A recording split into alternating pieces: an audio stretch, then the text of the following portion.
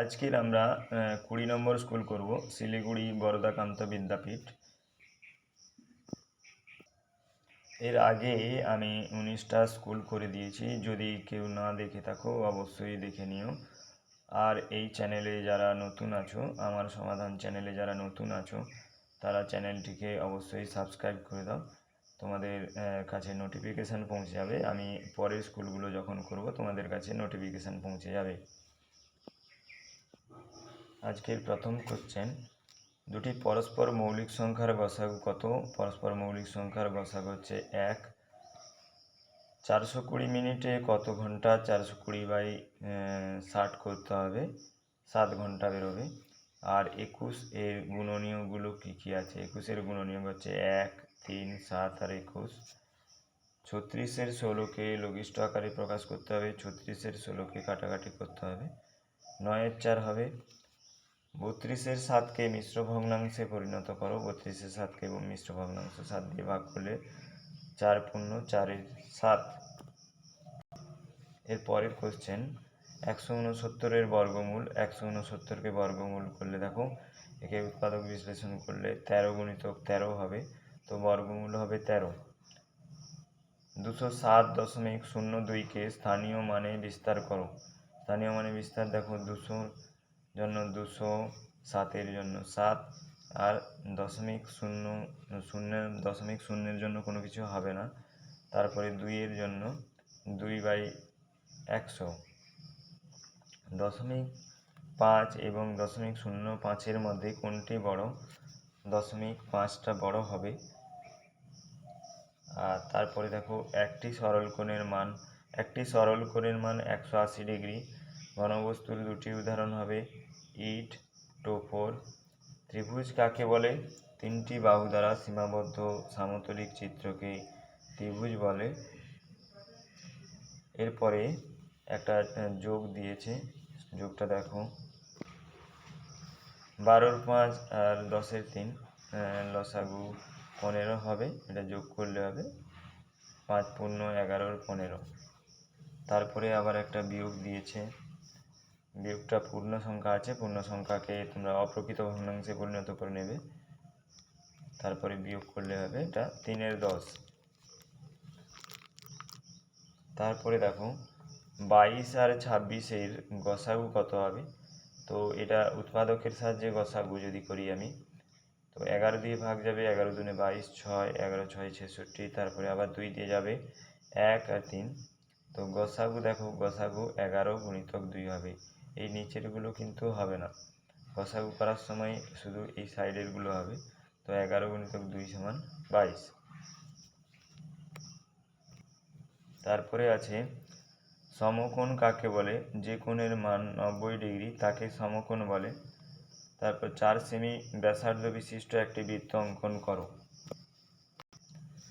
তো 4 সেমি একটি লাইন টেনে নেবে, টেনে নিয়ে এখানে একটি কেন্দ্র তৈরি করবে, মানে একটা পয়েন্ট দেবে, 10 পয়েন্ট দেবে। সেই পয়েন্টে পেন্সিল কম্পাসের কাঁটা বসিয়ে এটাকে 4 সেমি মাপ নিয়ে এটা ঘোরালে 4 সেমি ব্যাসার্ধ বিশিষ্ট একটি বৃত্ত অঙ্কিত হবে। আর এইগুলো যেগুলো চিহ্নিত করা আছে, এগুলো করার দরকার নেই, তোমাকে যদি বলে এগুলো চিহ্নিত করতে, তবে তুমি চিহ্নিত করবে। এরপরে দেখো, 5 কিগ্রা আলুর দাম 60 টাকা হলে 1 কিগ্রা আলুর দাম কত হবে? তো 60 ভাজিতক 5 হবে, মানে 12 টাকা। তারপরে ছোট থেকে বড় সাজাও, 2-এর 3, 4-এর 9, 5-এর 4কে ছোট থেকে বড় সাজাতে হবে। দেখো, এটা ছোট থেকে বড় সাজাতে যেরকম পদ্ধতি, হরগুলোকে লসাগু করে লসাগু বেরোলো, তারপরে এই সবগুলোর হরে একই সংখ্যা করতে হবে, মানে লসাগু যত বেরিয়েছে সেটা করতে হবে। সেটা করে দেখা যাচ্ছে কি কোনটা ছোট।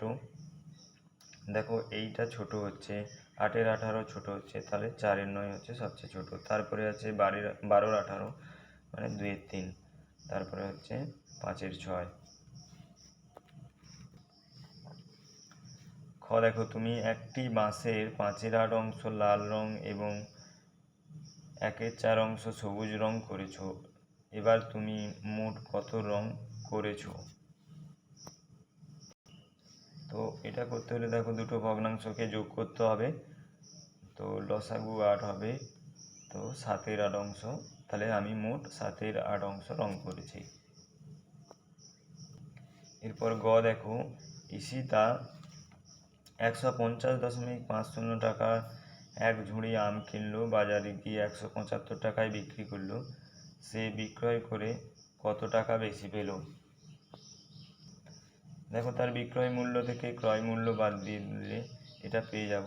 তো 24.50 মানে 24 টাকা 50 পয়সা, সে বিক্রি করে 24.50 টাকা বেশি পেল। এরপরে ঘ, একটি আয়তকার ক্ষেত্রের পরিসীমা 360 মিটার এবং দৈর্ঘ্য 100 মিটার হলে প্রস্থ কত? দেখো পরিসীমা সমান 360 মিটার, তো অর্ধ পরিসীমা সমান কী হবে? দৈর্ঘ্য প্লাস প্রস্থ, অর্থাৎ 360 ভাজিতক 2 মানে 180 মিটার।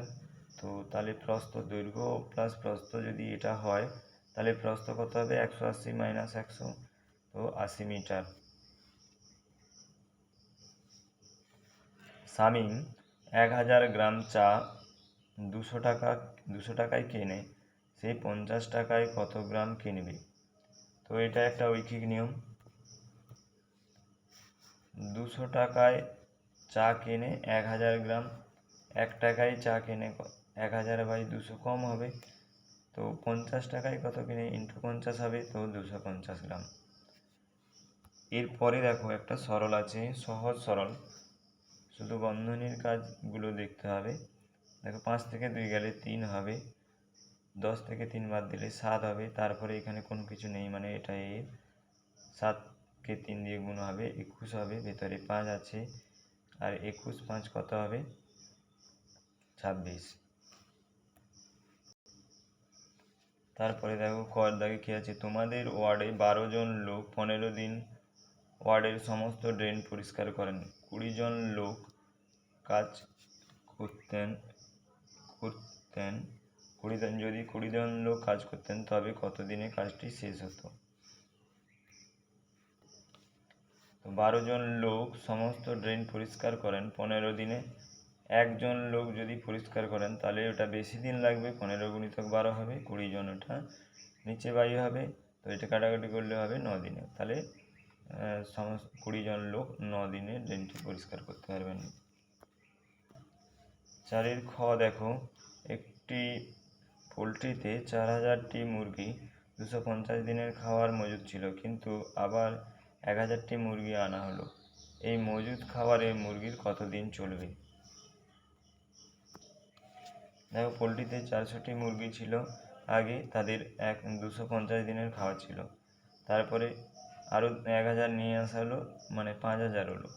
4000টি মুরগির খাবার মজুদ আছে 250 দিনের, একটি মুরগির খাওয়ার বেশি দিন চলবে, তো গুণ হয়েছে 5000, নিচে ভাগ হয়েছে, তো এখান থেকে কাটাকাটি করলে হবে 200 দিন, তো ওই মজুদ খাওয়ার মুরগিগুলির 200 দিন চলবে। তারপর 4-এর গ দেখো, একটি চাকা 51 বার ঘুরলে 170 মিটার যায়, 1700 মিটার যেতে চাকা কতবার ঘুরবে?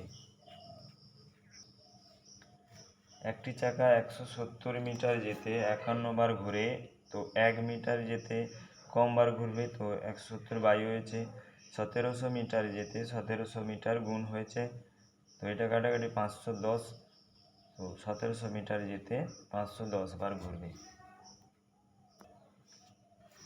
এরপর 4-এর ঘ দেখো, 7 জন লোক 12 দিনে 4200 টাকা আয় করেন, 8 জন লোক 9 দিনে কত টাকা আয় করবেন? দেখো 7 জন লোক 12 দিনে 4200 টাকা আয় করেন, একজন লোক 12 দিনে কম টাকা আয় করবেন, 7 ভাগ হয়েছে, একজন লোক 1 দিনে আরও কম হবে, নিচে 12 হবে, 8 জন লোক 9 দিনে 8 আর 9 ওপরে গুণ হবে, তো এটা কাটাকাটি করলে হচ্ছে 3600 টাকা আয় করেন। ভিডিওটি ভালো লাগলে অবশ্যই লাইক করবে আর বন্ধুদের সঙ্গে শেয়ার করবে, আর এই চ্যানেলে, আমার সমাধান চ্যানেলে যারা নতুন আছো তারা চ্যানেলটিকে সাবস্ক্রাইব করে দেবে, তোমাদের কাছে নোটিফিকেশান পৌঁছে যাবে। তো ভিডিওটি দেখার জন্য ধন্যবাদ।